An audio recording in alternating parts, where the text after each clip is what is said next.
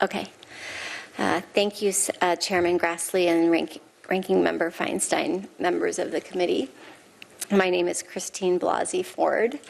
I am a professor of psychology at Palo Alto University and a research psychologist at the Stanford University School of Medicine. I won't detail my educational background since it has already been summarized. I have been married to Russell Ford since 2002, and we have 2 children. I am here today not because I want to be. I am terrified. I am here because I believe it is my civic duty to tell you what happened to me while Brett Kavanaugh and I were in high school. I have described the events publicly before. I summarized them in my letter to Ranking Member Feinstein and again in a letter to Chairman Grassley. I understand and appreciate the importance of your hearing from me directly about what happened to me and the impact that it has had on my life and on my family. I grew up in the suburbs of Washington, D.C. I attended the Holton Arms School in Bethesda, Maryland from 1978 to 1984. Holton Arms is an all-girls school that opened in 1901. During my time at the school, girls at Holton Arms frequently met and became friendly with boys from all boys schools in the area, including the Landon School, Georgetown Prep, Gonzaga High School, as well as our country clubs and other places where kids and families socialized. This is how I met Brett Kavanaugh, the boy who sexually assaulted me. During my freshman and sophomore school years, when I was 14 and 15 years old, my group of friends intersected with Brett and his friends for a short period of time. I had been friendly with a classmate of Brett's for a short time during my freshman and sophomore year. And it was through that connection that I attended a number of parties that Brett also attended. We did not know each other well, but I knew him and he knew me. In the summer of 1982, like most summers, I spent most every day at the Columbia Country Club in Chevy Chase, Maryland, swimming and practicing diving. One evening that summer, after a day of diving at the club, I attended a small gathering at a house in the Bethesda area. There were 4 boys I remember specifically being at the house: Brett Kavanaugh, Mark Judge, a boy named PJ, and one other boy whose name I cannot recall. I also remember my friend Leland attending.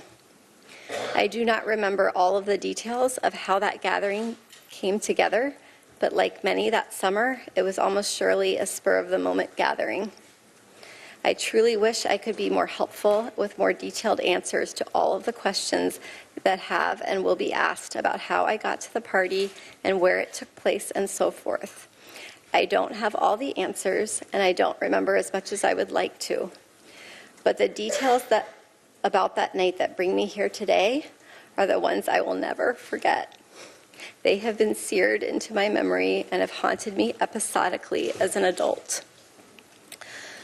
When I got to the small gathering, people were drinking beer in a small living room, family room type area on the first floor of the house.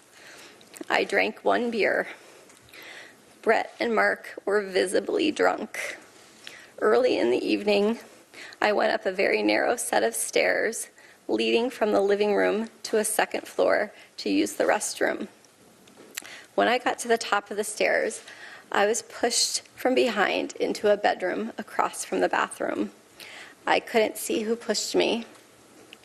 Brett and Mark came into the bedroom and locked the door behind them. There was music playing in the bedroom. It was turned up louder by either Brett or Mark once we were in the room.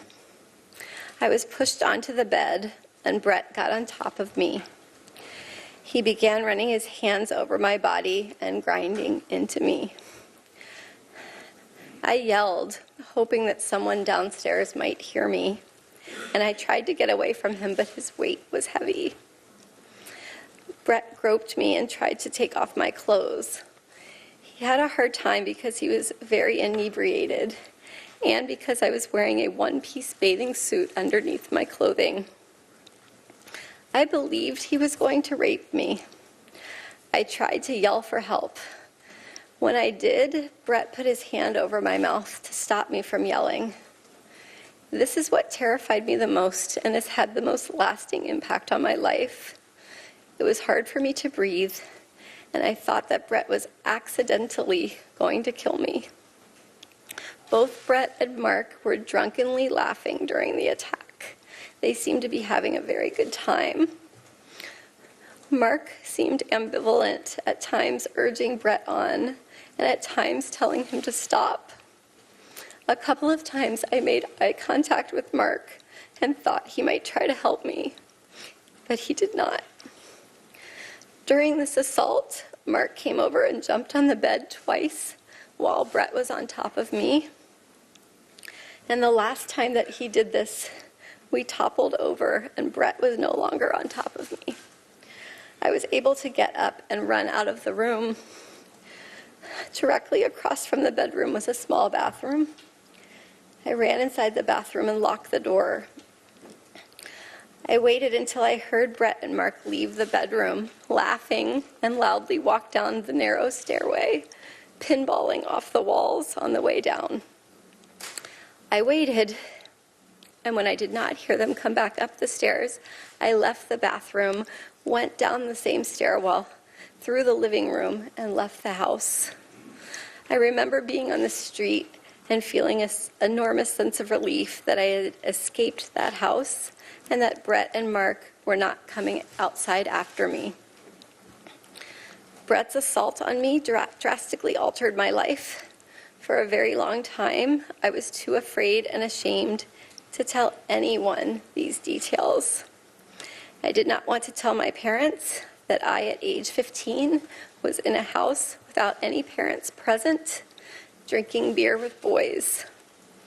I convinced myself that because Brett did not rape me, I should just move on and just pretend that it didn't happen. Over the years, I told very, very few friends that I had this traumatic experience. I told my husband before we were married that I had experienced a sexual assault. I had never told the details to anyone, the specific details, until May 2012 during a couples counseling session. The reason this came up in counseling is that my husband and I had completed a very extensive, very long remodel of our home, and I insisted on a second front door, an idea that he and others disagreed with and could not understand. In explaining why I wanted a second front door, I began to describe the assault in detail. I recall saying that the boy who assaulted me could someday be on the U.S. Supreme Court, and spoke a bit about his background at an elitist all-boys school in Bethesda, Maryland. My husband recalls that I named my attacker as Brett Kavanaugh. After that May 2012 therapy session, I did my best to ignore the memories of the assault, because recounting them caused me to relive the experience and caused panic and anxiety. Occasionally, I would discuss the assault in an individual therapy session, but talking about it caused more reliving of the trauma, so I tried not to think about it or discuss it. But over the years, I went through periods where I thought about the attack. I had confided in some close friends that I had had an experience with sexual assault. Occasionally, I stated that my assailant was a prominent lawyer or judge, but I did not use his name. I do not recall each person I spoke to about Brett's assault, and some friends have reminded me of these conversations since the publication of the Washington Post story on September 16, 2018. But until July 2018, I had never named Mr. Kavanaugh as my attacker outside of therapy. This changed in early July 2018. I saw press reports stating that Brett Kavanaugh was on the short list of a list of very well-qualified Supreme Court nominees. I thought it was my civic duty to relay the information I had about Mr. Kavanaugh's conduct so that those considering his nomination would know about this assault. On July 6th, I had a sense of urgency to relay the information to the Senate and the President as soon as possible before a nominee was selected. I did not know how specifically to do this. I called my congressional representative and let her receptionist know that someone on the President's shortlist had attacked me. I also sent a message to the encrypted Washington Post confidential tip line. I did not use my name, but I provided the names of Brett Kavanaugh and Mark Judge. I stated that Mr. Kavanaugh had assaulted me in the 1980s in Maryland. This was an extremely hard thing for me to do, but I felt that I couldn't not do it.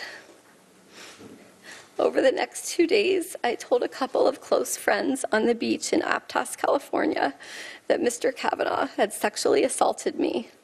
I was very conflicted as to whether to speak out.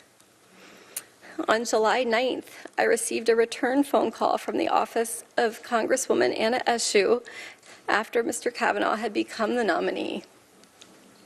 I met with her staff on July 18th and with her on July 20th, describing the assault and discussing my fears about coming forward. Later, we discussed the possibility of sending a letter to Ranking Member Feinstein, who is one of my state's senators, describing what occurred. My understanding is that Representative Eshoo's office delivered a copy of my letter to Senator Feinstein's office on July 30th. The letter included my name, but also a request that it be kept confidential.